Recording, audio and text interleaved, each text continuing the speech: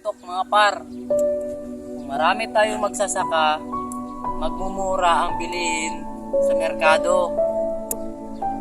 Kaya huwag kayong magtataka kung bakit nagmamahalan ang mga bilihin sa merkado. Kasi kaunti lang yung nagtatanim ngayon. Tulad ngayon, yung bigas sobrang mahal.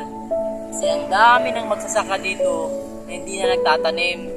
Kaunti na lang yung mga produkto na nabibigay sa mga palengke. Dito sa amin, ang lawak-lawak ng kalupaan dito na hindi natataniman ng palay. Dito yung background ko, napakalaki.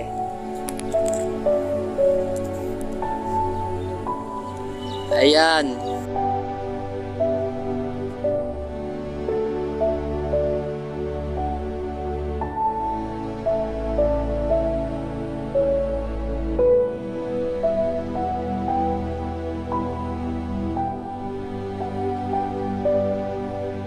Hektar-hektar yung mga lupain dyan na hindi natataniman ng palay.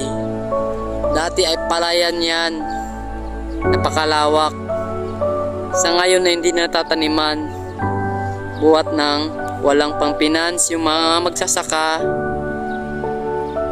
Mahal na yung mga labor ngayon, at bihira na lang din ang nagtatrabaho ngayon. Kaya kailangan natin yung mga equipment tulad ng traktor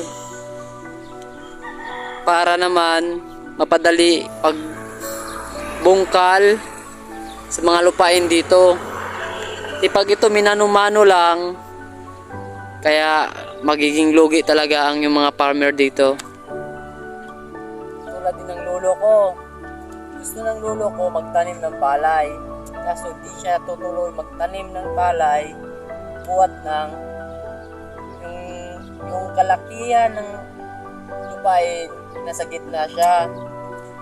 Kung siya lang ang magtatanim, lahat ng mga insekto na sa paligid niya ay uubusin yung pananim niya dahil siya lang ang nagtanim. Kaya kailangan ng mga gobyerno tutukan nila yung mga farmer na hikayatin na magtanim uli. Tulungan nila kasi lalong magmamahal yung mga bilihin natin pag wala ng mga farmers natin. Kaunti na lang. Yun lang. At magandang araw sa inyong lahat. Salamat sa panonood.